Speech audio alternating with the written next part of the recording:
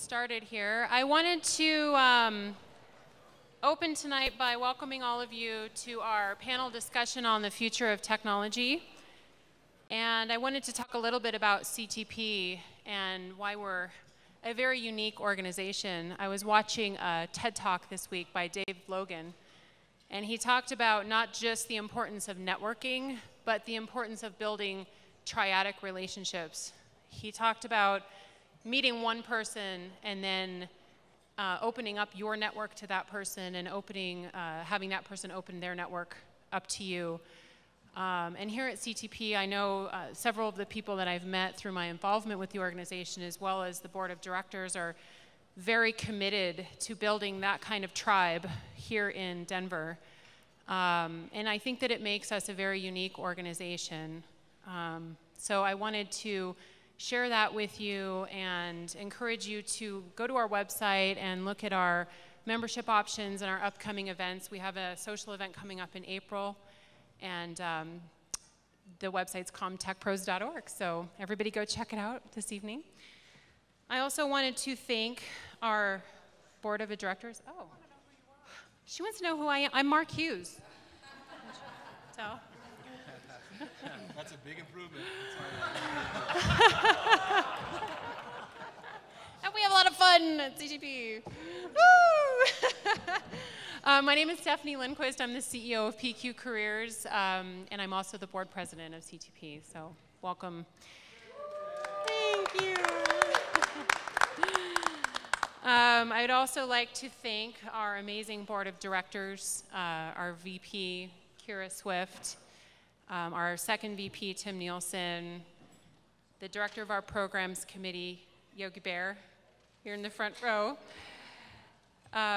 Magdalena Altman, Greg Rich, Steve Hobbs, Bob West, Whit Smith, Chris Wilt, and our chairman, Josh Holmberg.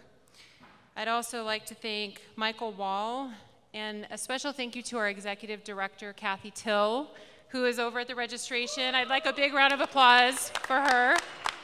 Without you, we couldn't do this, Kathy. Thank you. And lastly, I'd like to thank our sponsors. We really rely on sponsorship for our events. We are sponsored this evening by Actifio, HA Storage, Arista, Skybridge Communications, Telesphere, Experis, DataLink, and our presenting sponsor, Stealth by Unisys. Thank you so much to our sponsors for helping us put this event on. I'd like to also thank Brooks International, who is our event planner for this evening. Katie Keating is an amazing event planner with Brooks International. And of course, our beautiful venue, Ballesteri Vineyards. The proceeds from a portion of our sponsorships are going to an amazing local organization, A Precious Child. And I'd like to introduce you to their development director, Brandy Miller, who's going to talk briefly about what A Precious Child means to our community. Brandy, I'll pass it over to you.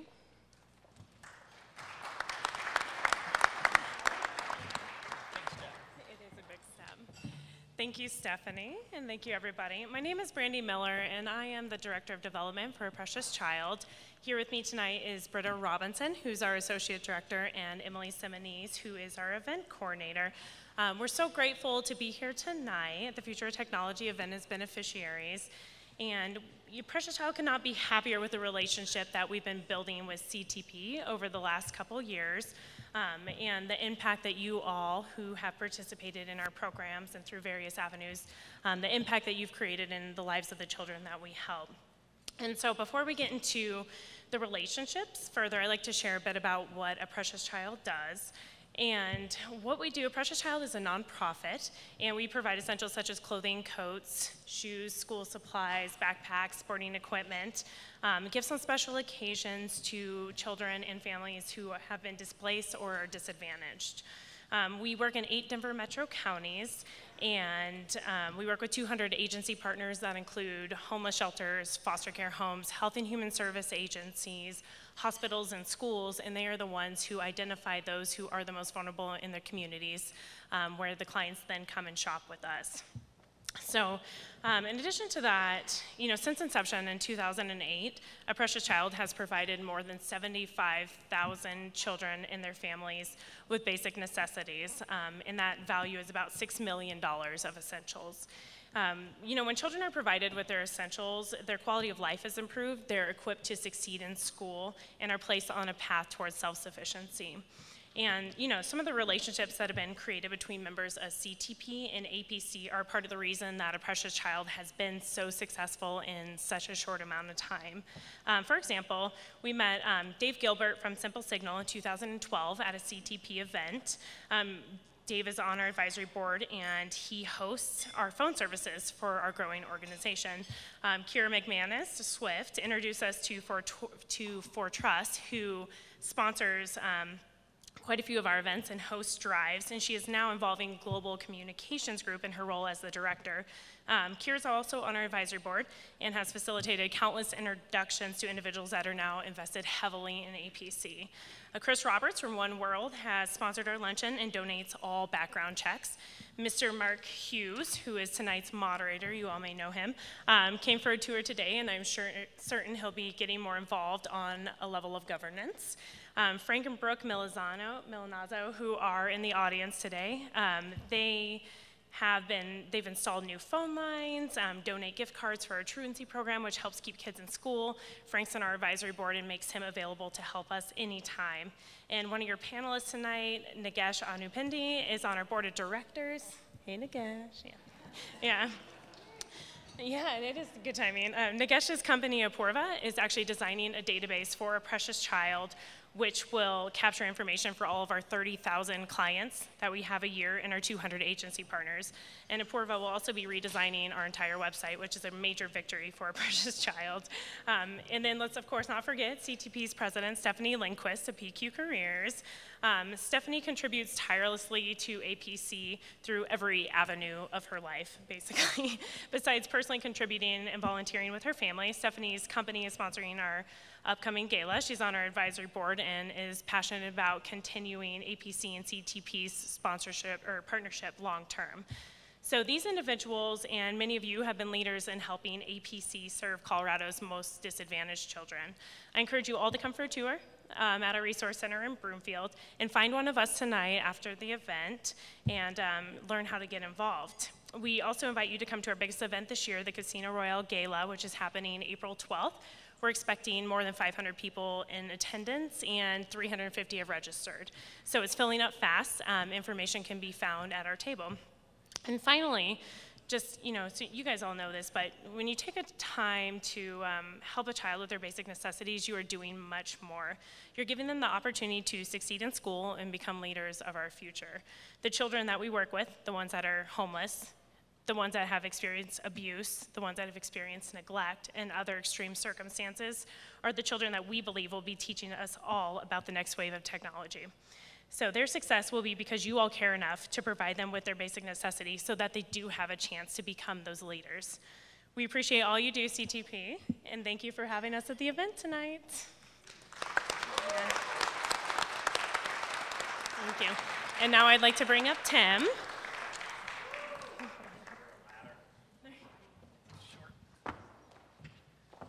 Let me adjust this down.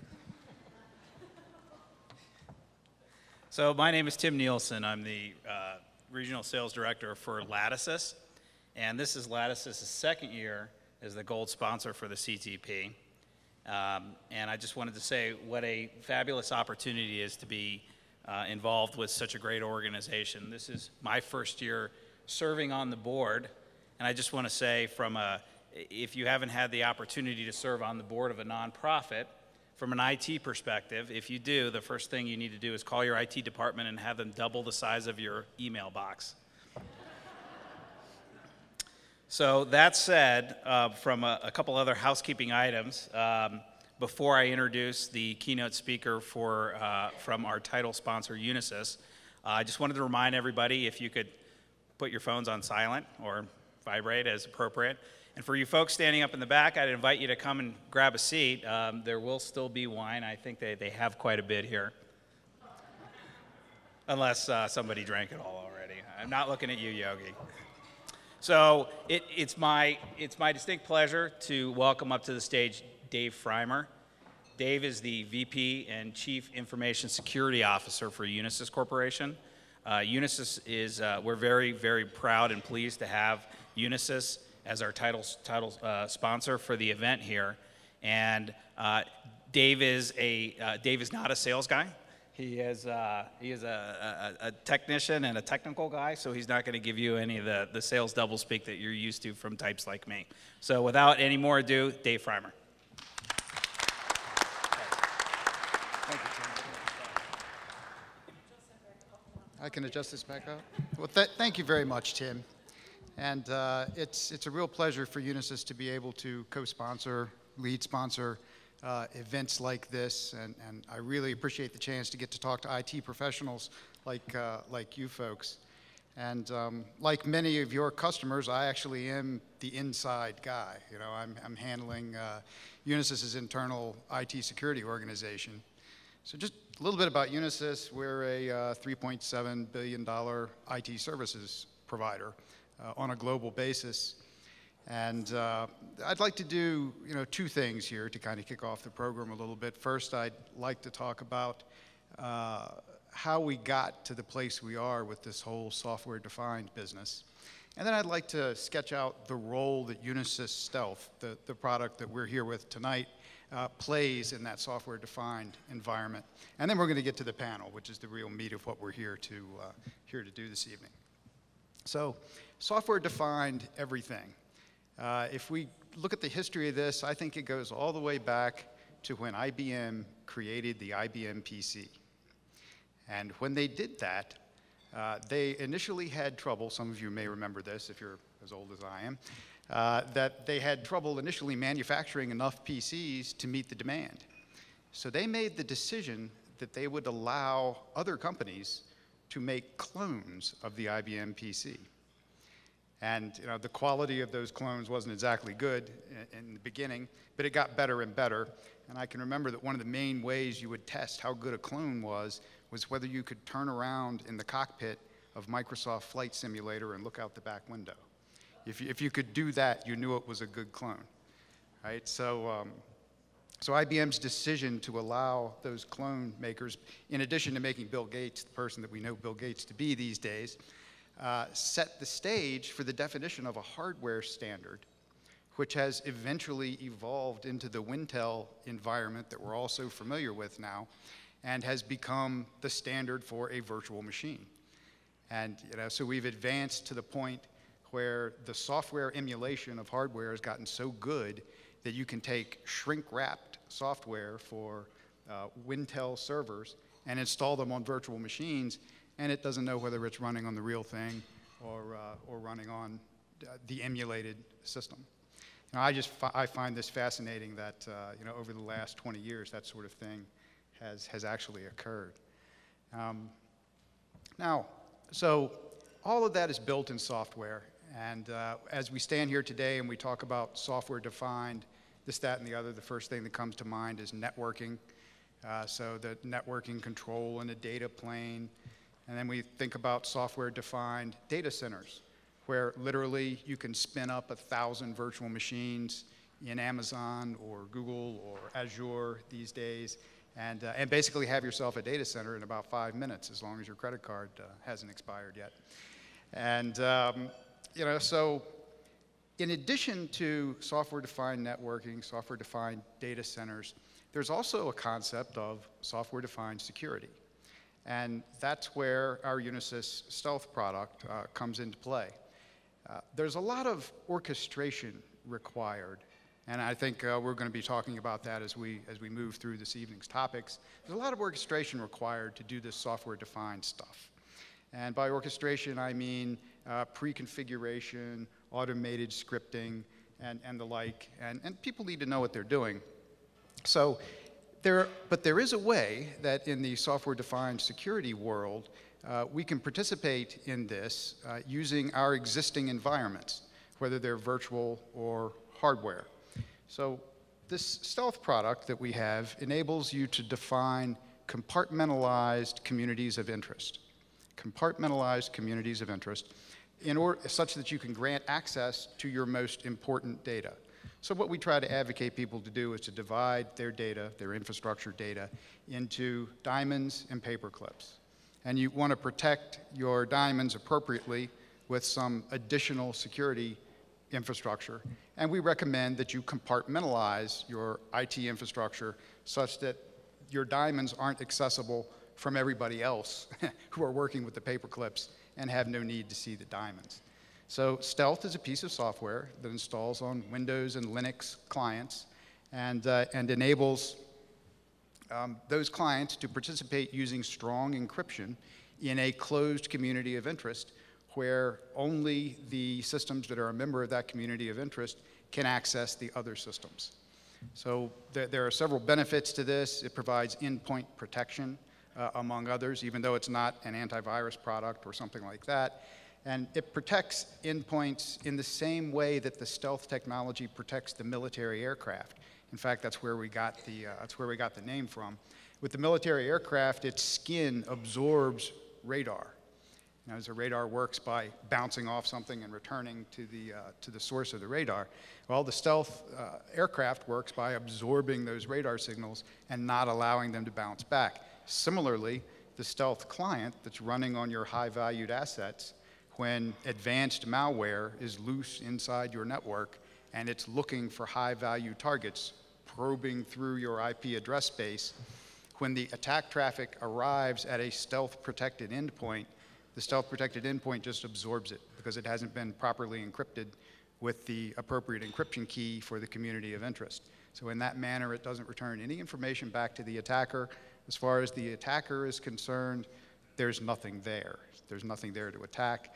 So they pack up their bags and go in another direction. So that's an example of what we like to call software-defined security.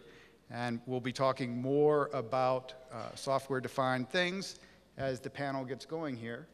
And so I'd like to turn this over to Mark, and we'll start the main show. Thank you. Thank you, Dave. I am not Mark. Dave, thank you so much. We are so appreciative of the sponsorship. We are a nonprofit, and I think we keep saying that, but it's pretty important that we can't do things like this without the sponsors. So thank you so much. We really appreciate your also being on the panel. Tonight is a perfect storm for me because so many people I love are in this room, you know, that I just adore, that everyone on the panel are very, very special to me. But I have the honor of introducing Mark Hughes, who is about my second favorite person on the planet, my first being my husband, who's here. Mark has single-handedly been the most influential person to my career to date. He has spent an exorbitant amount of time helping me grow my business, but so many people in this room have been impacted by Mark too. Mark sits on multiple advisory boards, assisting people pretty much at no charge, out of the goodness of his heart, to help people build their businesses, some of which are very well known in town. And in addition, he does consulting work for the US government, also for the Italian government. He's a former SVP of SunGuard operations, former CFO for Inflow, and that is where I met him, and also Pete. 15 years ago, I want to say back 1999. He was brought in to help really ship things up there at Inflow, and he's had an impact on me all these years, but I'm so honored that he accepted the job of being our moderator tonight, and so with that, I wanted to introduce Mark Hughes.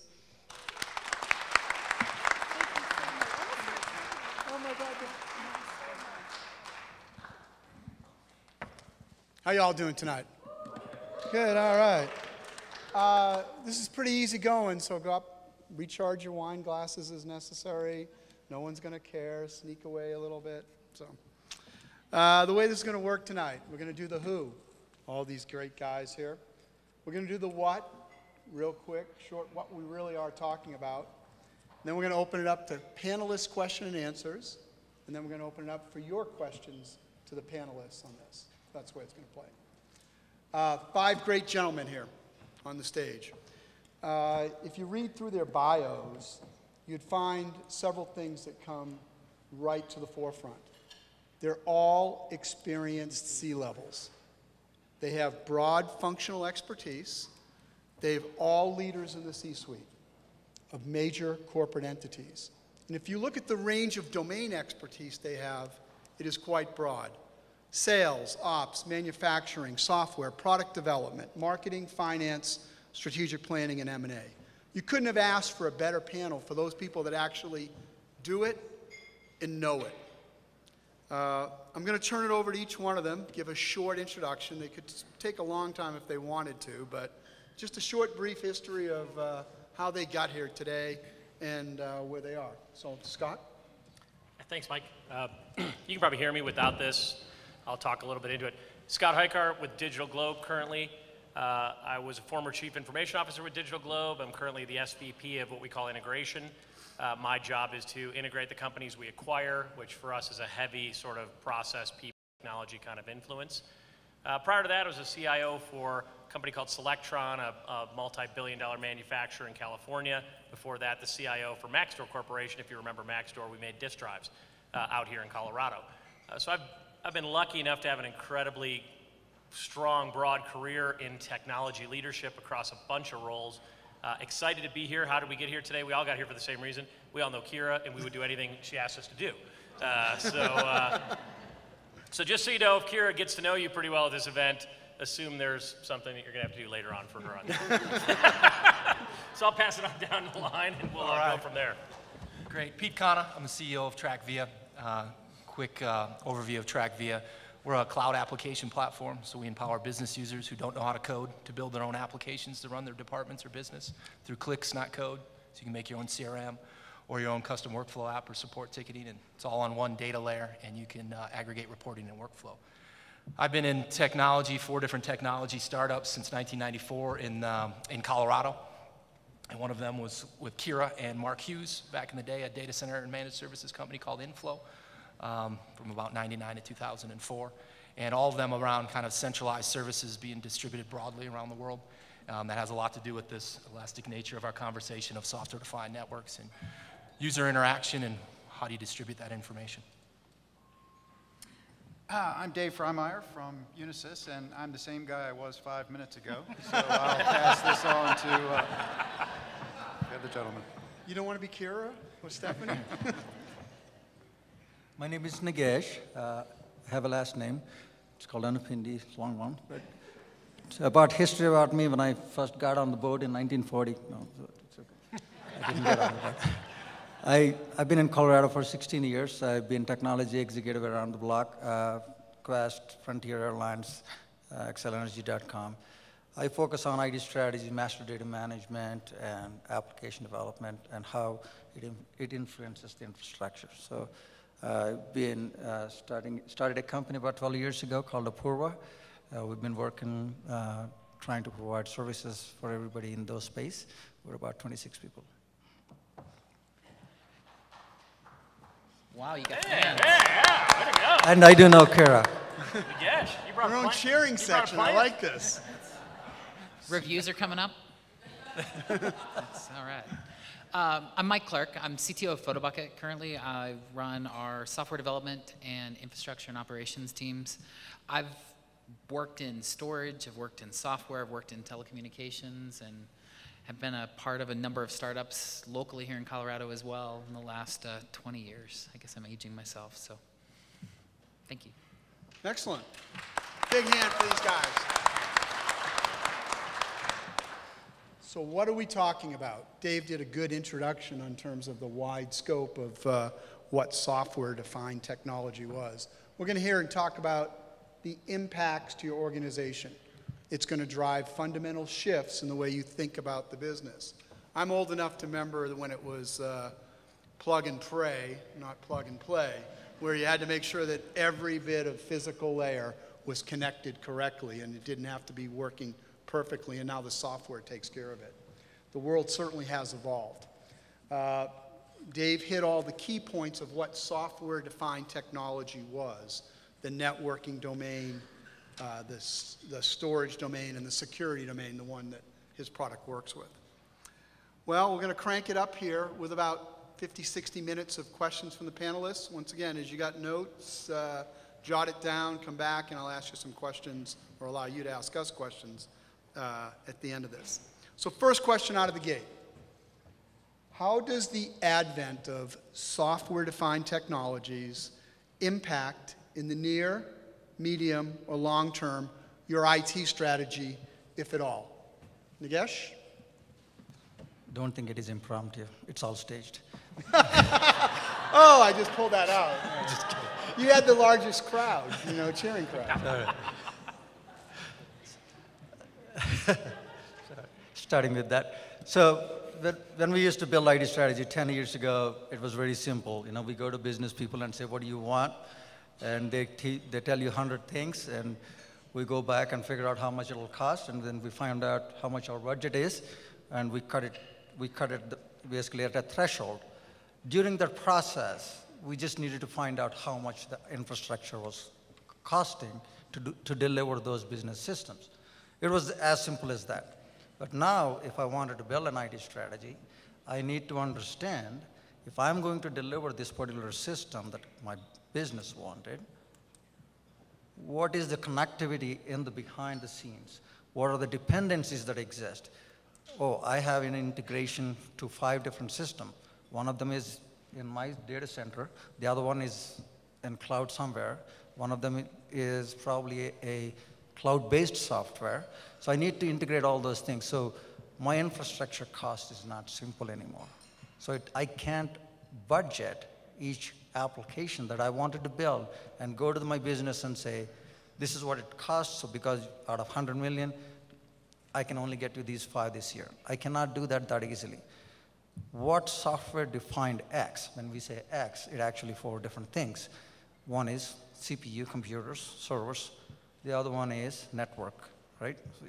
So all applications have to communicate, hopefully.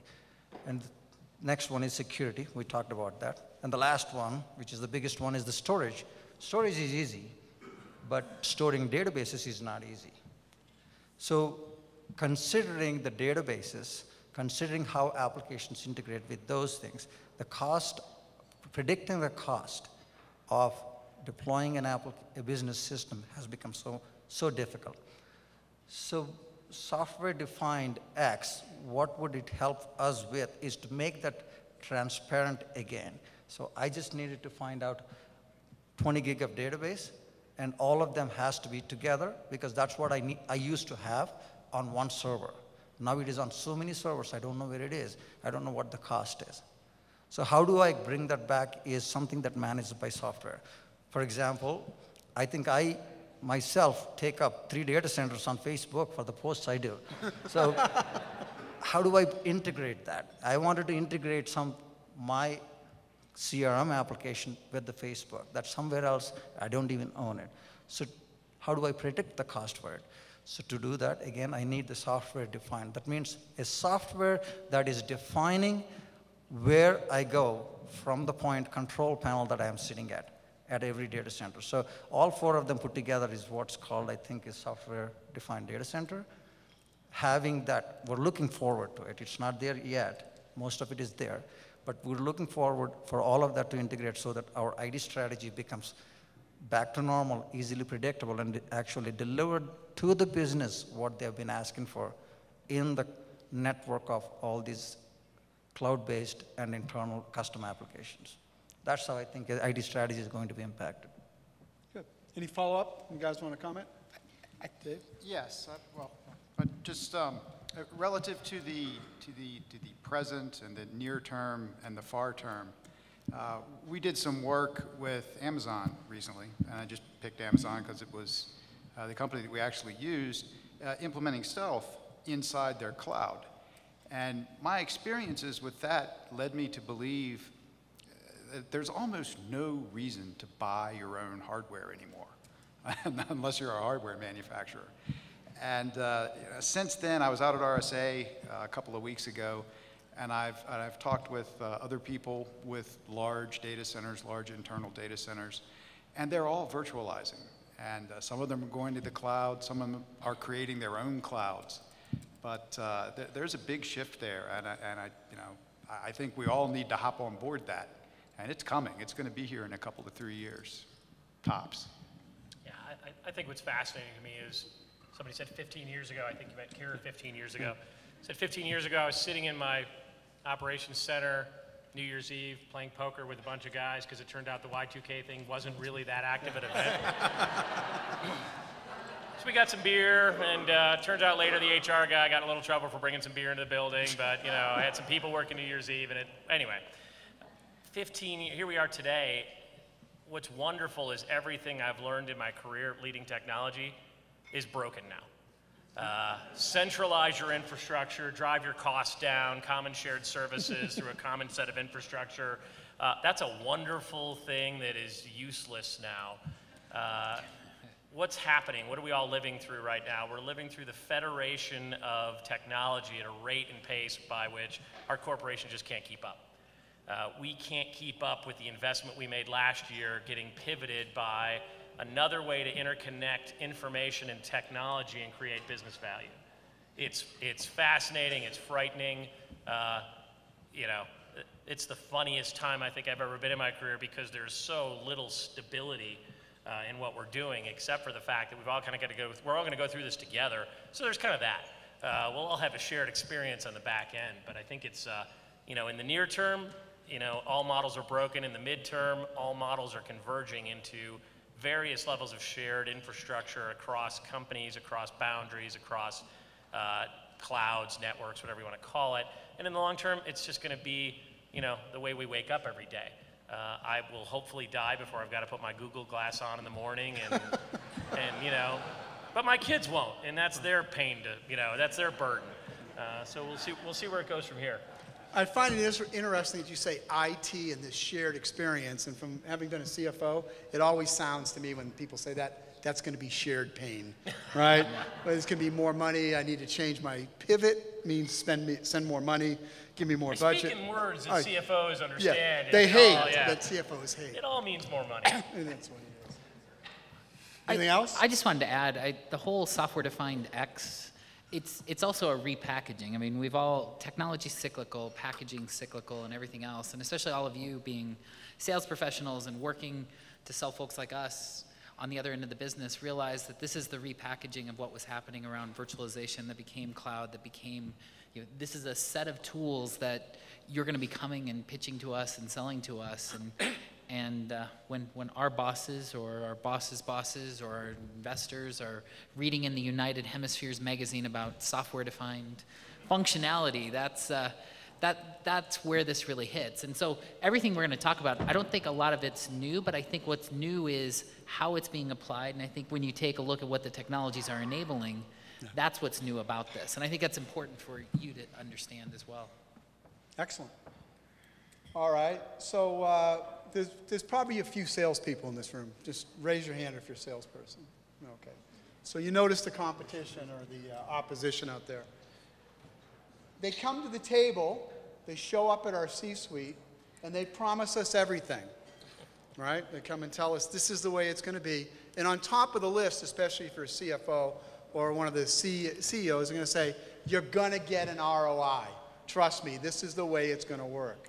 So what is your view of this technology, the one that comes to the table today? Is it real or is it touted? And how would you measure it? Dave, want to take a shot? Yeah, I'll start off with that.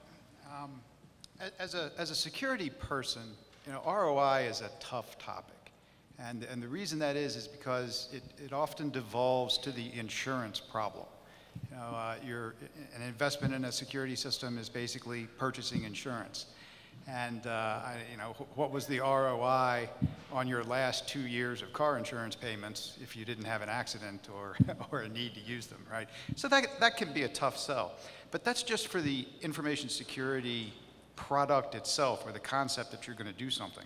When it comes to comparing these software-defined techniques with the alternatives, which in the security space are often firewalls, IDS, all this bolt-on infrastructure that we have to add to our IT systems, it becomes pretty easy.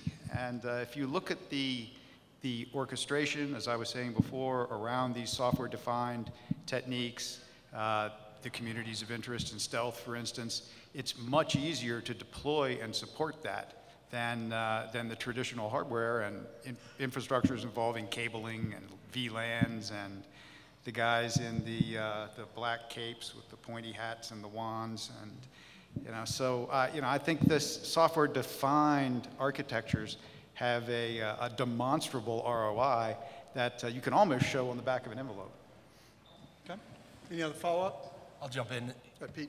I think the ROI, at least for the people purchasing the software-defined networks or the things that they're trying to do with software-defined, is you can get a better feel of this now, right? Gone are the days where you have to do your research on all of the vendors, either in the storage industry, and spend $500,000 to bring in a SAN or understand how that's going to work in your operation, when you can load data in 4 different clouds, test that over a short period of time, and know what it's going to do for your business. So it kind of levels the playing fields for companies that are looking to say, how am I going to grow? What am I doing now? And you can really get a sense of what that ROI is going to be, or at least the cost structure a little clearer, faster. And that's key to any business just trying to grow or adapt to their customer needs as it grows. So speed to market, speed to decision, get your product or application out there and have it deployed without having to go through a lot of it. Exact way we used to work 15 years ago. I'd say a bunch of stuff and he'd repeat it, summarize it, and then he'd go make his own decision. All right, got it. Yeah, I think the key is agility. You can go to the CFO's office and ask for the money 2 different ways. You can say, I can increase our business agility, I can increase our speed. What's the value of me being able to pivot faster? What's the price for that? Or I can go and say, I am an idiot. I have no idea where this company is going to capture value in the next 2 quarters, but this thing buys me an insurance policy to give me an ability to react quicker if I'm in an environment where we're in heavy growth, or we think we're in a sort of an experimental phase. So either way you can go in. One's probably better than the other, depends on your CFO. The first one's better because I can at least get my hand around it. The second one is a little bit of insurance and scalability in the future, right? Yeah, but you can move faster because that agility point is you can change in a month if you want, right? Or in 2 months, that you're not married and you're not making a decision that you're married for 10 years in a piece of technology anymore. Yeah. You're not buying it forever. And the development cycles for the technologies have shortened too, which is great because you can get access to the technology sooner. Even local companies like LineRate that were acquired by F5 for having software-defined network tools. Photobucket was a user of that product for a long time, and it cost a lot less, but we also at the same time had some quality issues along the way. And so there's a balance. It's not just a return on investment, it's a risk on investment as much as anything else, that you do have to be careful and you do have to balance as you look at these technologies and where you don't have access to everything that you normally do in a full hardware solution. And part of that investment, the component of investment is also cost avoidance. So if I can provide an open source or even a cloud-based software, and one of my non-technical business users can actually download the data from there and upload into some new cloud software that they didn't even have to ask permission for. So I actually avoided so much of IT cost, and that actually increases my ROI. So ability to be able to let business do the cloud migration into new applications that are not even part of my portfolio actually provides that cost avoidance, which is a big factor for ROI. I think the takeaway for the people who are in sales here are that, from what the C-suite has said, the ROI is not as hard as it was when you can pick up a hardware piece. It has a lot of softer ROI components that you have to make your case on, and it all depends on what your business strategy is and what your needs are. If you had a static product base, I'd say you could probably keep it the way it was without ever changing that infrastructure.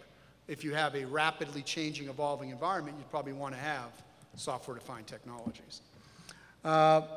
So the same salespeople come trundling into the office again and telling me what it is, and they promise. You guys are getting a bad rap. Really, I know those guys. They promise overnight it'll be fixed. The wizard will come in with the hat, boom, it's all there. But that presents some challenges to the team. What challenges do you envision integrating these technologies with legacy infrastructure? Because you still have to maintain some level of yesterday's news to get to tomorrow's promise. And both on the legacy infrastructure and the applications you have to support from the perspective of customer-facing and internal support. Pete? Sure. I'll hit the customer-facing first and the legacy system second. You know, I believe this software-defined X really levels the playing field if you're providing a product to customers, because the rate of scale is really what you're looking at as a business of how to attack a market. And if you can get into a market with a product that you don't have to spend all of the money on the infrastructure up front, you can now compete against the bigger players. And that's the key to some of this software-defined, where as a company, you're now not managing infrastructure, you're managing user personas, which is a shared infrastructure for storage records when you're managing security. And if you have to go, a customer comes in and you have to go from 10,000 records to 1 million records in a week, you now don't say, hey, that'll take me a month, but hang on, I'm sure I can handle your needs in the future. Yeah. And they go, no, you can't. No. And now you can dial that up and your cost matches your revenue in that same game. And I think it levels the playing field with companies that there's no longer who sells to the enterprise, mid-market, and SMB. Certain people still do that. But that same software or that same product that sits on these systems that used to cost a lot of money to get involved with, it levels the playing field that you can sell to anybody, you can scale to anybody.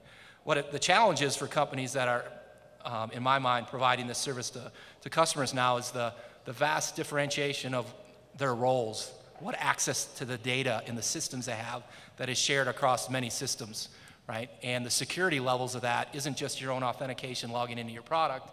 Have you seen through, you know, federated ID and open authentication, many systems out there have LinkedIn sign-in, so you don't have to just worry about your systems. What if someone's LinkedIn identity got hacked and now they're single sign-on into your system? So it brings a level of concern outside of the hardware and more on the logical of where's my data, how are you securing it, what are your audit trails? But all of that now is just a better way for companies to manage and grow and scale. On the legacy side, my opinion is legacy systems don't work well in the cloud, and they don't translate well with how people are using that information of those platforms. So I think if you look at corporations or internal IT, they're looking at ways to bring in third-party systems that are really doing a good job at that and managing the user side through security and access. You know, and SharePoint's a key example. I use that example all the time because most people utilize that. Well, there's a reason Box and Dropbox are killing them, right? Because they don't do well on the mobile side. They don't do well with collaboration with different user personas, and it's a premise-based system, really. Microsoft's trying to get it to the cloud. So would you rather try to make that system that's been around for 15, 20 years adapt to your users and the way you do business now, or would you rather just take that data and put it on a new platform that's already been proven and then manage the layer above it as an IT and a security staff? Most companies are doing that, and that's why I think the legacy guys are really struggling. What he said, I've learned. Follow up, Dave? You know, as we've been moving through our own center, implementing some of these technologies, I can tell you with the voice of experience that those legacy systems have a lot of things in them that we didn't know was there. And you know, the exercise has been cathartic, to say the least. And if you look at the levels of automation and orchestration associated with these software-defined techniques, once you go through those legacy systems and clean them up, get them working in this newer paradigm, then they're going to be a lot more easy to maintain than the legacy systems were. And that's part of the back of the envelope ROI. Okay. Any other comments? Sure. And Nagesh? I totally agree that legacy systems are pain, but they are pain enough, sometimes they can't avoid it. If you go to Sears, you still see that tab thing, right? If you go to any car auto parts, you still see the tab delimited screen on the black and white.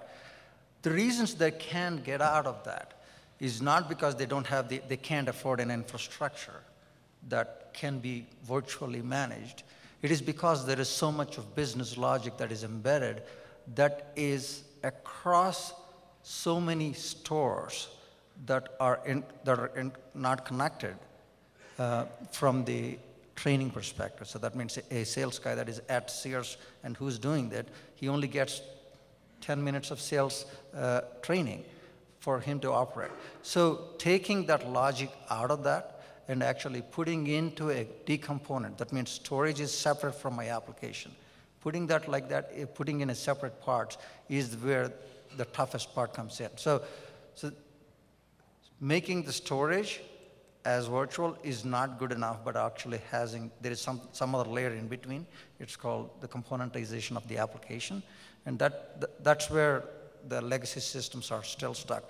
If you go to United Health, for example, your health insurance is stuck on the legacy system and can't be changed. When they get purchased by somebody else, you still have your policy, and they can't offer you the new policy of somebody else that you bought. It's because it was stuck on that legacy system. So you're going to continue seeing the legacy system that is 40 years old, but the companies that are going forward in decomponentizing them are the ones that are taking advantages that Dave was mentioning. So there is that problem side of it. Yeah, I think there's one other thing in this topic that we didn't talk about, because we can talk about everybody's legacy. The legacy thing is the legacy thing, and it's just the decay rate of the assets and the processes you have in place. The other one is the, fortunately at this point in my technology career, they don't let me touch anything anymore, right? Thank God. Especially in Denver. Smart move, yeah. These are smart people, they know what they're doing. But there's a change curve within the people that we have. They've grown up with certain skills. They're, my guy who was a whiz at storage area networking, I'm like, dude, you got to move along. Like, I can't afford that anymore. There's a mainframe guy somewhere back there holding on to COBOL. So you got to think about our organizations and the risk that there is with people moving along. We went through this with virtualization. Oh my God, my app is great. It's got to be physically, and we went through it. We all got through that change curve as an organization, as an industry, as a society. This is the same thing. Networking is even more esoteric because everybody knows, Vlad's in the audience. Him and I are, we acquired GOI, our sister company.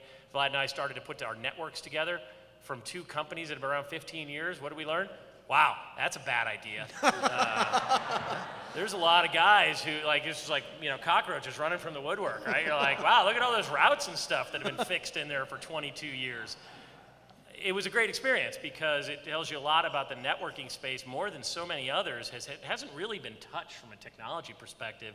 And so the change curve for the staff and the people, that's a big event for us all to get through, right? And we got to recognize that as a big event. That's retraining of our network architects, retraining of our network technicians, accepting the fact that the things that they did, there's a lot of sin in the network architectures we have. We got to kind of just look beyond it and look to the future.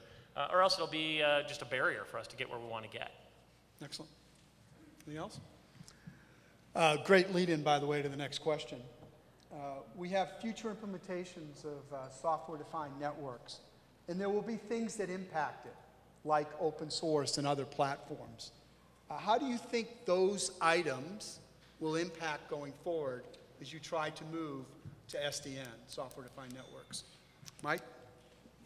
I think there's some really good examples of, if we look back 10 years and 20 years at how purchasing models worked and things that we invested money in as IT professionals. Today, as we're making decisions, we might be buying Cisco as a hardware platform for compute. And when we go to buy the package to actually manage it, it's not necessarily going to be something we buy from Cisco or buy from VMware or buy from other folks. There's really competitive options in things like OpenStack and other options that have investments from the same hardware company and hardware companies that are selling us the servers and the hardware and doing these other pieces. I think open source's role, the web's built on open source around Apache and around other projects that have been spun up from software development perspective in order to support this. And I think we're at a really interesting time that as everything becomes software driven and software defined and in all the orchestration components that are put in place, 3 years ago, very few people were looking to open source to be able to really, truly define that at scale. And I think today there's a lot of questions being asked about certain open source projects and how they're actually scaling and are scaling at a rapid acceleration past any of the enterprise projects from reach. And I think it's from a lot of different types of organizations that are doing that. You've got big organizations like you referred to Facebook and their data center management. We've talked about Amazon a number of times, Rackspace, other companies. These are the same companies that are providing these tools to the rest of the enterprises, to smaller companies like Photobucket, and contributing both directions as far as how those pieces work. While I think that's great at a very macro level, the challenges are that all the glue that holds those pieces together are done in very distributed fashions. And there's one project that they all have funny names, so we'll call it Ice Cube and Lemon Wedge, and these may be the networking projects of the week, are here this week and will be gone next week. And so there's a very flavor of the week process that gets even more challenging as we look at that last question around legacy projects, that if I've got an infrastructure that's changing and I'm depending upon software components to manage it, and those are changing constantly, how do I actually stay on top of it? And so I think, a walkaway is, as we look at open source projects versus commercial projects and everything around software-defined networks, there's going to be a mix, and we have to figure out how to support that, how to sell that, and how to implement and be able to maintain it. I would imagine you'd have to have a robust test dev environment with strong configuration control to make sure you're matching those particular pieces going forward, so you don't make... I actually didn't know CFOs knew the word test dev. I do. Wow. I was also an ops guy, too. Taken aback. So, sorry. Put your different hat on. Sorry. How much is it going to cost me? Yeah, that's right. Test dev? Well, you didn't tell me about that. No, I didn't tell me that. Do we need So that? you want to test it? You want it to work? Oh, my God. I think it's interesting, we're lucky enough to have the CEO from Red Hat sit on our board of directors. And we were in a discussion one day, and I said, did you ever think you would run a company that has generated the enterprise valuation you have supporting an open source product? And he's like, no, it's fabulous, right? It's, and they're making investments, and so I think the value's there. I think, I think for us as technologists, for the salespeople, God bless you, it's hard. Because the speed at which innovation is happening and the market innovation is so hard. But I think the supportability of a product will be there because there's a market. I mean, I will more than happily pay for support and services and testing of an open source product so that I know there's a place to call. Right. So that I know I've got a bit of an insurance policy. There's nothing wrong with that. Right. Anything else? I'd say one quick thing there. I talked earlier about the fact that compute has been standardized on that Wintel computing model that we're all familiar with. We don't have a standard like that in the network space yet. And when I was at RSA, I listened to a guy from Cisco and a guy from Juniper talk for about a half an hour about how incompatible their software-defined networking approaches were. And that's also incompatible with Nicira. So as wonderful as this stuff is, and as great as the concept of it all is, in the networking space, we still need a standard. And before we get the software-defined X on open source, I think there has to be some standards. So establishing those standards is ongoing, but also there has to be a platform that can actually used for programming those. So for example, I met somebody, Arista, for example. Those guys have defined an operating system upon which you could actually, their devices are sitting. So a programmer can come in and use their operating system to actually program up to the level of, I want the green color to be shown when it crosses 8 or 6 gig traffic. And that can be managed so that somebody who's in front of the panel doesn't pull a plug when it is actually going green at 8 megs, right? Or 8 gig. So having that operating system, EOS here, and I saw somewhere IO.OS, having an operating system at the level that manages the network device underneath the hood so that you actually define everything happening under the hood through software is probably the next evolution, which will, when somebody, 3 or 4 competitors such as HP and IBM come forward, then there will be an open source version of that too. So just whenever the monopoly comes in, that's when the open source starts coming in, and then the monopoly comes back again. Okay. So without giving away the secret sauce of your organization, and this is probably applicable to all, what specific steps are your organization undertaking to better understand the challenges and advantages of these technologies? Think about where you inserted it in your strategic planning, where did you insert it in your budget, and how you're operationalizing it. I'll open it up to Scott first. Sure. So, the most important thing for us, we have a person inside the matrix. His name's Jason, and his job is to be an incredibly disruptive force on behalf of our company.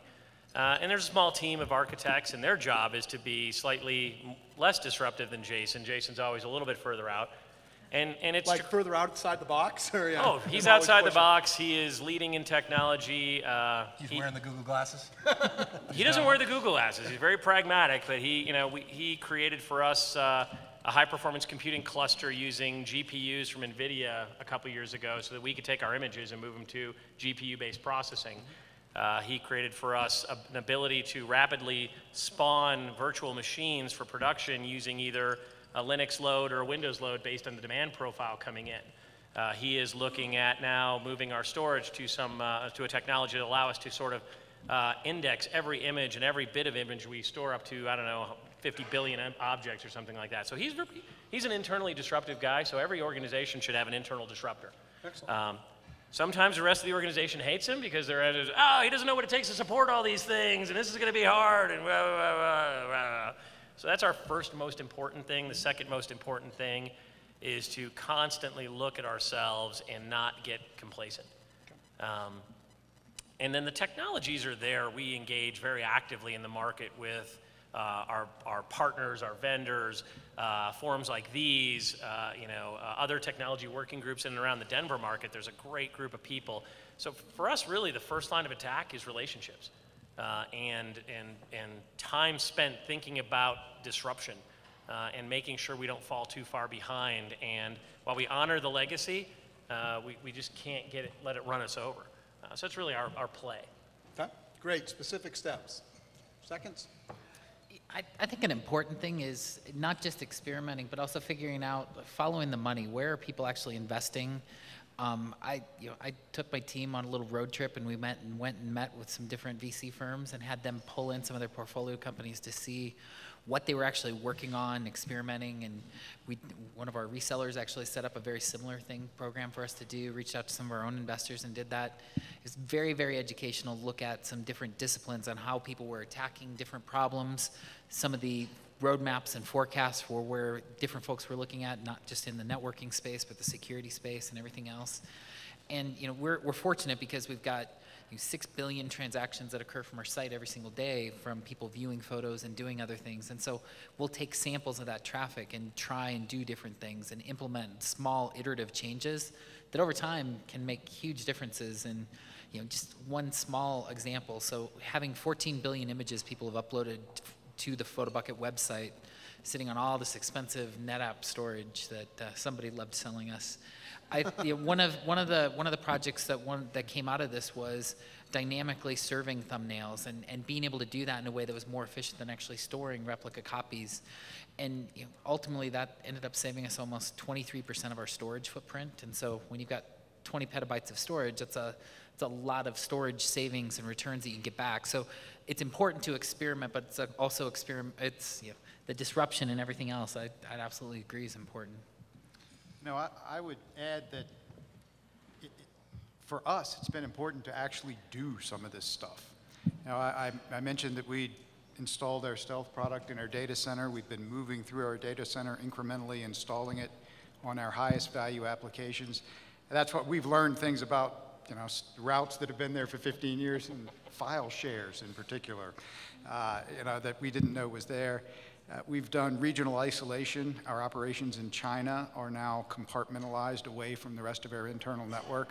That was quite an experience, but it worked. And I tell you, I sleep a lot better at night after having done that.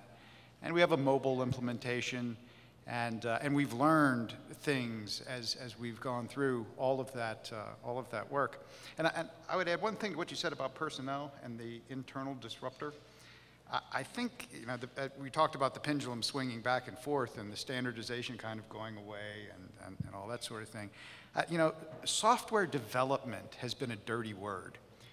And nobody wants to do it because the project's always overrun and they don't meet the functionality requirements. And so we'll go buy something instead. I think that's starting to change. And instead of having hordes of people who do plan, build, run, and never shall those silos meet, I think we're going to see the emergence of smaller teams of generalists that are competent in application areas, networking areas, and security areas. And they're all very collaborative, and they work together really well, and they get things done really quickly.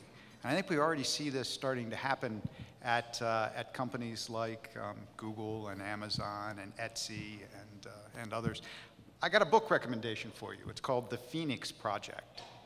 talks about a concept called DevOps, which is the merger of development with operations, which, you know, would scare to death most auditors, right? What do you mean developers have access to your production systems? But I tell you, I think we're moving in that direction and moving pretty quickly. It's how a lot of startups are getting off the ground. I mean, I mentor and work with a lot of small companies, and that is exactly how they do it. It's a team of 1 or 2 people that are able to get these applications out the door. Their challenge becomes, and even Dropbox, I think, is an example that hits this, that when you become dependent and don't understand that core infrastructure that you're based on, that cost metal assumptions that you look at in the beginning don't always play out as you get down the road. And so that lack of touch and feel and how much PO went for how many disks and for how many pieces of servers, over time, it's a very bad heroin to get hooked on sometimes because the OpEx catches up to you. I find it oh, good, Pete. Oh, I'm sorry, Mark. I was just going to jump in and say that's, you know, we're kind of that size business and how we look at things, about 50 people. And we have DevOps, right, as those small groups that have to iterate fast and move quickly. And the way we look at it through our strategic planning and kind of our budgeting is, what do we not have to do ourselves? Because and what is really our true value in handling that data, in the IP to our software, internally how people are processing that information. So we don't look at things and saying we need to have control over those anymore, of putting in big storage systems or putting in large amounts of infrastructure. We say, what are we actually going to do with that data and who can do it better than us? Because that's really not that infrastructure isn't our game anymore. And I think most companies are looking at it saying, the data is their game. What you do with that data and that workflow of information is key. And then the integration points, I think, are more prevalent than ever in any organization now. It's easier to integrate now with other businesses and other services that tie in and add value quicker than you either developing it yourself or trying to build this over time through larger, more legacy infrastructure and partnerships. So I think the thing we haven't talked about is more of the software-defined X on RESTful API, how you're integrating, how's that scaling your business, and long-term, what's that going to do, right, through security, but you're utilizing other people's infrastructure as well, which means it's even more key to have a standard across those that software industry. I have a recommendation for another book. It's from 37 Signals called Getting It Done. It's exactly the same concept.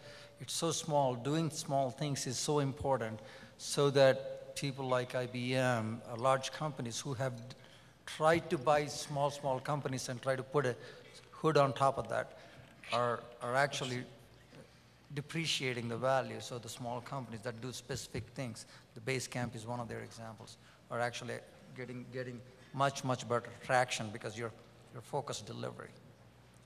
I find it interesting, you've all talked about advantages and specific things, but not necessarily the challenges. You've talked about the upside of advanced technology disciples, small, quick reaction teams, developmental piece, following the money, seeing where it's going, the flow back into the business of what you're learning continuously, where you play in the value chain, from Pete's point. And the impact if there's some wedge where a third-party provider is causing you some security issue. How do you address the challenges of some of those issues? Do you have some specific way to do it? A risk process, a review process? The process is part of what alleviates that. Okay. If you're doing things in a traditional waterfall process, go back 10, 15 years ago again, if you were working on an IT project that had a 2-year plan to do an accounting system, you hit the end of that 2-year plan and it didn't work. Right. That was millions and millions of dollars lost. Today, an iterative process, taking small chunks, you're going to do it in more of an agile development cycle in 2-week cycles. You're going to be 3 or 4 iterations in and identify really big challenges that you wouldn't have seen until you were 2 years into it in the past. And so the process itself, while you may cost overrun on smaller chunks of the project, the whole project is at less risk because you're going to catch those errors along the way. Right, you learn it quicker, 3 iterations, the requirements weren't right, this is never going to work, the application market isn't there when you test it. Anything else on challenges?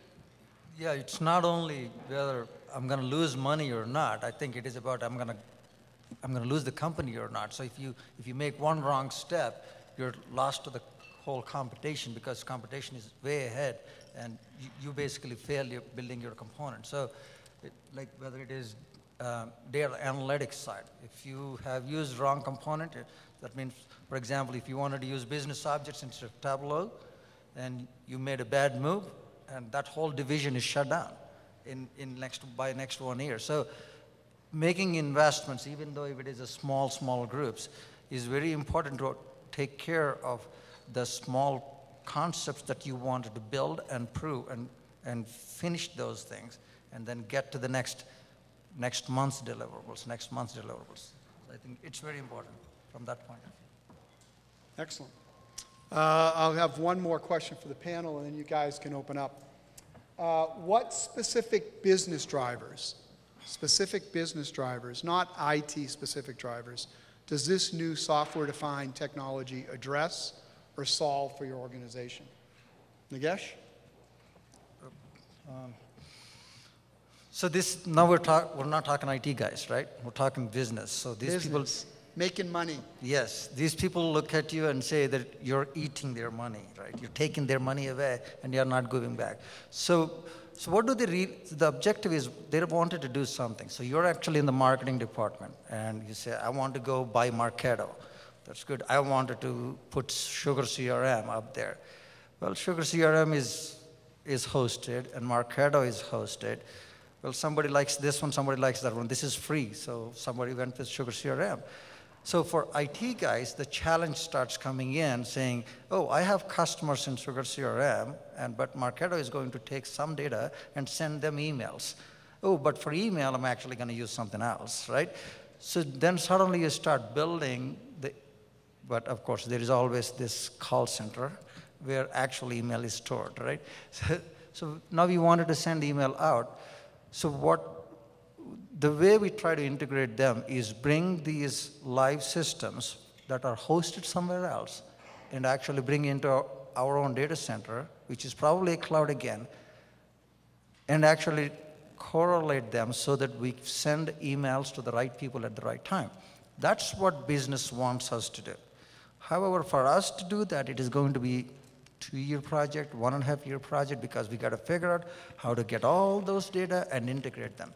So what software-defined storage, for example, helps us with is ability to bypass the layer of integrating databases, but actually put them as a virtual one database. So from business point of view, that's what I'm looking at. I wanted to be able to send emails to the right people that were latest. I touched them in call center, but through an email system where my contacts are all in Sugar CRM. So I'm just giving you a scenario, but having that data integration is required, and it cannot be done right now because they're all disparate systems. We're hoping that software-defined storage will be able to. Someone's buying around. We had alcohol abuse. Any questions? How's it tough? Anyone else? I'll just chime in and say, I mean, to answer that simply, I do think Was it long answer or something? Wrong answer. Don't take it personally. Don't take it personally. Empty glass problem. But I'll be really short now because I don't want any more glassware to go down. I do No think tomatoes. it improves innovation, right? Scott mentioned a couple things about, was it Jason or Jake? Jason. He's a code name. He's right? not a person. You It's can't Jason. hire. Yeah, Jason. It's a project. I think it accelerates innovation and allows businesses to think out of the box on solving business problems faster. And I think companies have to get used to that. And there's more tools at people's disposal every day now. And IT groups or technical groups or product groups have different ways to solve these problems. And they're figuring it out faster. Yeah, I think, unlike any of your businesses, we're in a fight. Luckily you guys are stable, calm, everything's good, growth is easy. We're in a fight. We're in a fight to deliver value every day. We're in a fight to innovate. We're in a fight to keep our customers. We're in a fight to grow our customer base, to grow new products. Just this week, we went through an incredible event. For those who aren't aware, this Malaysian airliner that seems to have disappeared, of which my high school son said, oh no, it's just the beginning of the actual Lost, TV show. And he says, they're all on this island that's invisible, with a polar bear, I said, so we had a company we acquired a couple years ago called TomNod, which is a crowdsourcing company, and we took our imagery, We fly satellites, take pictures. We took our imagery and we put it out to the crowd and said, hey, anybody interested in helping try and look through thousands and thousands of square kilometers of ocean and try and find wreckage and see if we can help? We got melted down. The millions and millions of web page hits that we took instantaneously on release melted down our infrastructure. Luckily, we were, in Amazon. We started spooling. We started running. We caught up. We got melted down again.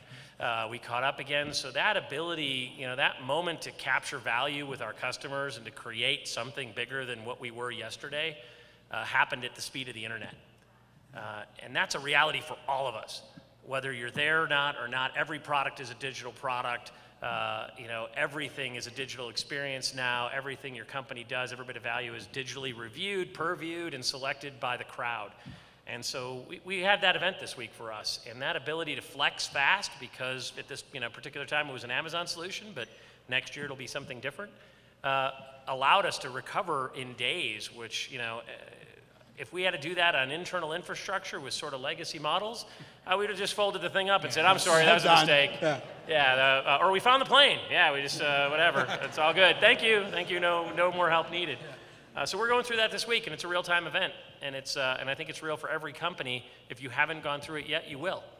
Because every project, every product today is digital in some way, shape, or form. All right? Somebody has to be first. There has to be a question. So. Bold. Oh, right there in the back, ma'am. Okay. Or break a glass. Oh, break it. Okay. I've run infrastructure environments for my whole career. And so I also love this technology. I ran a hosting environment that was very fast growing. So this technology is wonderful. Here's the part that worries me. What happens to all that abandoned capacity that's still out there, still being paid for? The test environments that we had to build in 3 days because we needed those, and 6 months later, nobody looks at them for another 5, 6 years. So what products or what tools or what processes are out there to address that issue? The hackers find it and mine Bitcoin. Good answer. The second tier application will start moving in. So it won't be abandoned, but there are systems that are out there that are still running on Windows 2000 servers. Those are the ones that are going to take over those abandoned Windows 2008 servers. So there is always a tiered application, so they start moving up. But I don't see that the infrastructure being abandoned. The OS2 running 7-Eleven's cash register, that's still going to be there tomorrow. I mean, that legacy stuff isn't what got virtualized. These other things can have timers and clocks and expiration attached to them. There are orchestration tools now, like I heard of one recently called Chef, which can help you compare what you think your configuration is with what your infrastructure as a service provider thinks your infrastructure is. So it would probably be a good practice to periodically audit and make sure that what you're being billed for is what you think you're actually running with. And it seems like there are tools out there that do help do that. That's good to know. Thanks. I think the beauty of being in our market is if somebody hasn't started already, somebody in Denver is starting a company right now to actually give you a footprint of your topography across domains and across spaces. I think it's a real problem. I think it's really hard, and I think vendors, will kind of be okay with that. It's just like an engineer will never give up, a bit of storage. I can use that. Don't worry about it, right? So I think it's actually a great problem and a great opportunity. Yeah. Good. Next question. Somebody has one. Okay. Here we go, sir, right here in the front. The microphone's coming. I just want to ask Scott, what do you think will happen with your company if your crowdsourced technology finds the plane? It's interesting. We acquired that company. They had an event. Their first event was a smaller crowd. It was a couple climbers got lost on Everest. And they called us up when they were a startup, and they said, hey, we got this little thing we're doing. And it startup, 6 people. And said, could you give us some imagery? So we gave them some imagery. And they took it out to the crowd, and the crowd came back and said, it looks like there's something here. And it was unfortunate. It wasn't a great, it was a terrible outcome because, unfortunately, the people had fallen off of Everest. But it was a great outcome in the fact that the search teams focus their energy in one area, they de-risked the entire search, which a search of Everest is a pretty risky proposition in itself. And they found, they found the bodies of these people, and they brought closure to the event. So it's a wonderful thing. It's exactly the business we want to be in. And, we have a very high sense of purpose and values in our company, and our ability to, our vision is seeing a better world. And so when we can take our technologies and apply them to, helping in this way, we love it, right? We don't get paid for it, in the way you would expect, but it's an opportunity for us to leverage our assets and really help the world be better. So it's a high-class problem to have, Oh my God. All right, you're done. Yeah, cut off. End of the question. I guess you're finished. And luckily, I'm not the CIO at this point, and I don't have to pay the Amazon bill this month. So that's a CFO really high-class problem. Especially when there's no revenue. I'm worried when they start throwing them at us. Yeah. All right. Next question. Yeah. Yes, sir, right here. Okay, Nagash, you got me riled up. I've been working with data for way too long. I love the vision, right? When you talk about data integration. But it's never, in my mind, it's never been a technology problem. It's been a political / semantic / incentive problem. Do you see this really, truly being overcome? I do not know that, but I know for sure there is never going to be a software to overcome political problems. So, however, having said that, you can overcome the political problems pretty simple if you have identified the clear path between your systems. Most of the time, the problem lies within. That means within the IT department. So that I agree. These different applications. The problem existed even before the word cloud has come forward. The reason it existed is not because CFO didn't want to give money to it. It's because we asked too much money from CFO to do that. And the reason we asked too much money is because internally we didn't know all the integrations that are needed and how much they cost. I think whether it is cloud or not cloud, even in 1980, the integration is still a problem. But people overcame those integration issues by making the adapters to be compatible. Whereas within, that's the reason somebody brought up the RESTful API. Those are that is the evolution through which that you will have data integration much easier.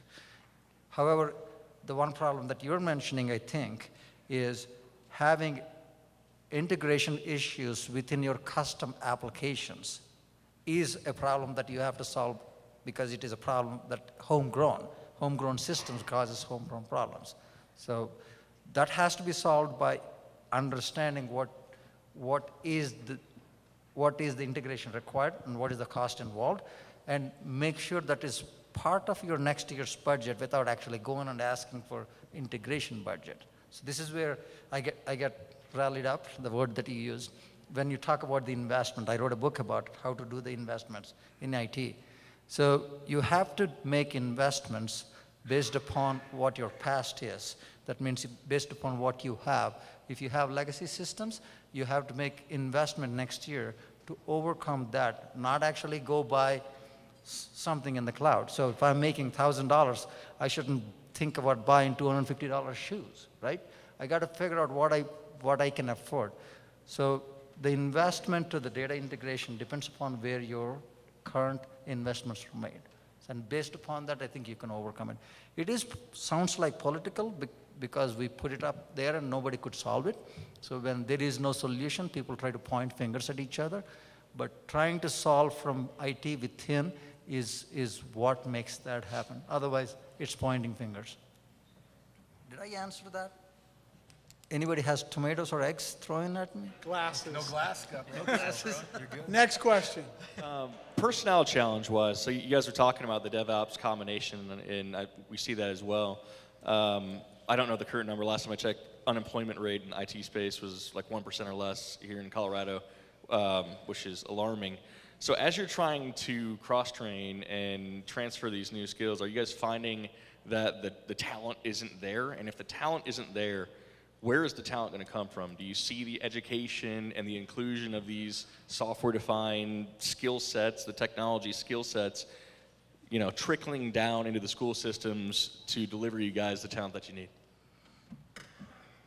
Hardest barrier to growth. You know, we're in Longmont, Colorado. We have about 1,000 employees up there. Actual rocket scientists, satellite engineers. We have 40-something petabytes of data. We've got 10 gig net. We got a 100 gig network with, you know, we got technology coming out our ears, and we're pushing technology further than a lot of companies because we have to survive. I think we've talked to every smart technologist that wants to talk to us north of Denver. And it's hard to find talent. It's the #1 barrier to growth for us. So I don't have an answer to that problem. It is a thing we talk about a lot. How do we grow internally? How do we mentor? How do we partner? What else can we do outside versus inside? But I think it is the challenge, I think, for all companies, is just really getting that core of technology growers. We ship them from New England. It's easy to recruit here. Anyone else? I think it is a systemic challenge that's facing every state. It's not just a Colorado problem. I think, you know, part of the challenge is everybody here in this room should help your elementary, your middle school, you know, if you have technology expertise, even if you're doing sales, you know, Brian, go volunteer and help kids learn how to work with technology in some way. But you know, that makes a difference. What I've found is, you know, if you're looking for a Java developer, don't go look for a Java developer. Look for people, like you're saying, that are really smart and intelligent, and it doesn't matter what language they write in, they'll eventually get there. You want people that have that intelligence, and that intelligence isn't learned by teaching computer languages. It's in school. It's taught through math. It's taught through logic. It's taught through a lot of things that, you know, where we don't necessarily traditionally throw those resources. Even art, you know, some of the most creative, some of the best developers I've worked with have art as part of their background and are very creative. And so it's, you know, it's not just a challenge for Colorado, it's a challenge everywhere, but I think it is a challenge for all of us in this room to help be a part of that solution. But it's also more than just the one individual guy coding in the back room. We all addressed it here as those people that work well together on high-performing teams and have learned to work to solve problems together, right? But those teams have gotten smaller. I mean, right, they've gotten smaller. Like in the DevOps example, those are a lot of pirates and one-off that do make the biggest changes and impacts. I don't disagree. You've got to find people that work well together. It's not just one guy. Yeah. You know, the IT skills gap, and especially the IT security skills gap, is a very real thing. And as the father of a 19 and a 21-year-old, they weren't interested in technology-oriented jobs because it seemed like they were all going offshore and nobody was going to be doing it. So, I mean, that couldn't be farther from the truth. And I think it's, though I tell you, you know, 4 or 5 years ago, maybe the situation didn't look exactly as rosy as it does today. So I think we need to evangelize a bit and make sure these kids realize that there's interesting work in this field, and it's going to stay. A lot of it's going to stay in the United States, especially as we get to the smaller teams. Yep. And yeah. I'd worked at a middle school or helped teach a class, this 8-week class that was supposed to be on entrepreneurship. And the first week, as I talked to these kids, you know, instead of sitting and looking at PowerPoint, which is what they do in school these days, actually put the challenge to them that let's go through as if you were starting a company and go through the prototype phase, go through the customer research phase. And it amazed me what a group of 7th through 9th graders, a small group of 5 kids, could come up with that in that amount of time, and actually recorded their VC presentation, as I put it, and played it for some people. And frankly, we're better than 3/4 of the pitches I hear from adults. But these kids, just given those opportunities like that, it's phenomenal to see what comes out. And it's not the direct skills that translate into this either. Pete? I'll just jump in and say I see those challenges too, but I also think Colorado's in a great spot. I mean, the same way Silicon Valley has the pool to pull from universities, you know, within 100 miles, 60 miles of Denver, you have 5 universities to pull from. And these folks that are coming out now, the millennials or even the next generation, have great skill sets and they're creative and they grew up with technology and it's easy for them to learn things. I think companies have to understand that they need to invest a little more. You're not just going to, plug them right in, but a little time on that, and we're in a great spot. Now, Colorado, to me, I've been here over 20 years, this is the best time to be a technology business in my mind in Colorado. We have real businesses doing real things and making real money and adding real value. So I think it's fantastic. And I think a lot of folks within organizations, whether in ops right now, they're dabbling in dev outside their core functionality anyway. They're just not allowed to do it. Right. So you got to take a risk and let them run. And yeah, it's going to break some glass, right? But it's, I just wanted to make you feel a little better, brother.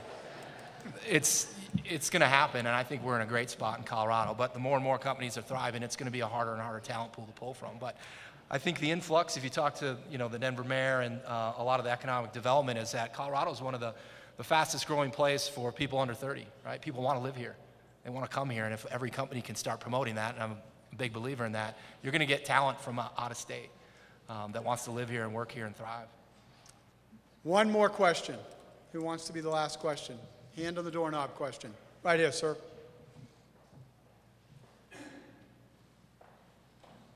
Do you see a legal challenge as companies go into the cloud using the layered approach that you all described from an e-discovery jurisdiction perspective? Because you really don't know anymore in an Amazon cloud necessarily, or whatever might be out there, to where's my data going, right? Replication, clustering, whatever. Do you see any challenges there to you have to deal with?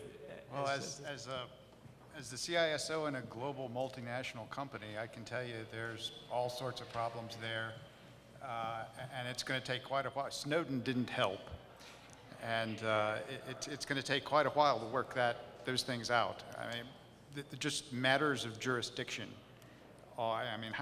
Jurisdiction in cyberspace is almost, has no meaning. And a lot of us are just, doing what seems to be reasonable and waiting for the case law to catch up. And until it does, I don't see anything that there's anything else we can do. Follow on? Yeah, I think you're right. I mean, precedent. There's not a lot of precedent. We have we have secure data for our customer, real secure data for our real secure customer. We have ITAR data for our ITAR satellite designs and things. We have commercial data that really matters a lot to us. There aren't a lot of guarantees, practices. If I think about outsourcing data centers, you used to have the SAS 70 and you'd feel, oh, that piece of paper makes me feel better.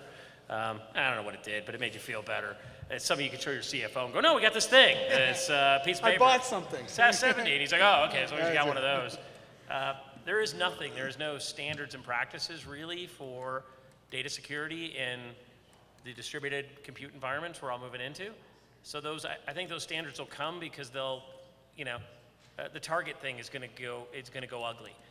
The next thing after it, it's going to just keep happening and happening and happening, and the call to action will be standards and practices and measurable events, potentially all the way up to the SEC regulatory level, because companies are going to lose enterprise value, and the shareholders are going to demand some way to know bigger than what they know today, which is a pretty loose. If something really bad happens, please report it. So I think it's going to come from multiple angles, right? It'll come from case files. It'll come from shareholder class action suits. It'll come probably from just standard practices of a company is going to say, I'm going to offer something and create a standard because I think that would be a way for me to sell my product. We'll see. Last word, Pete. Last word, I'll take it. I think the thing to realize too there is no matter where the data lives, there's still a security issue internal, right? Whether it's Snowden or others. I mean, most of that doesn't go reported, but it's not the hack that happens. It's an internal employee that does something with that data. So what's the audit trail? What's your internal security? What's happening there? It might be compounded a little bit now because you can have data in different places, but you still had that internal before, right? Multiple data centers, multiple offices, multiple people accessing it, right? Whether you're a global company, you had that internal before you had to go to the cloud. You still had to secure that, right? Mm-hmm. So you still had those challenges. To close, a round of applause for the panelists, very smart individuals.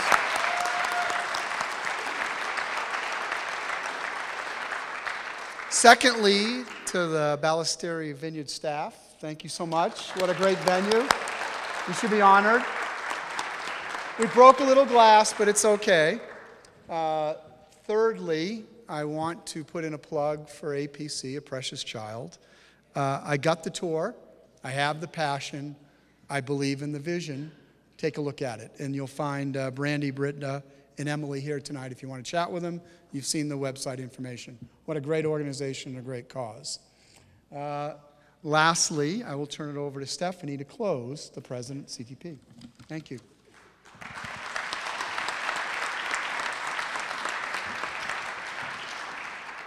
Wow, I don't know about you guys, but I just feel like I sat in on an amazing TED Talk. That was incredible. Thank you all so much. We covered Everest, Malaysia Air, open source, crowdsourcing, ROI, 2 book suggestions, and STEM education. That was just incredible. Lots to think about tonight. And something that really brings me full circle with CTP and why I got involved is not just the networking and the triadic relationship building that I talked about at the beginning, but the educational component of what we bring to technology professionals in Colorado. So thank you all so much on the panel. Thank you all for coming, and please feel free to do the triadic relationship building afterward. We do have the venue for a while, and we'd like to help you all build some relationships here tonight. Thank you so much.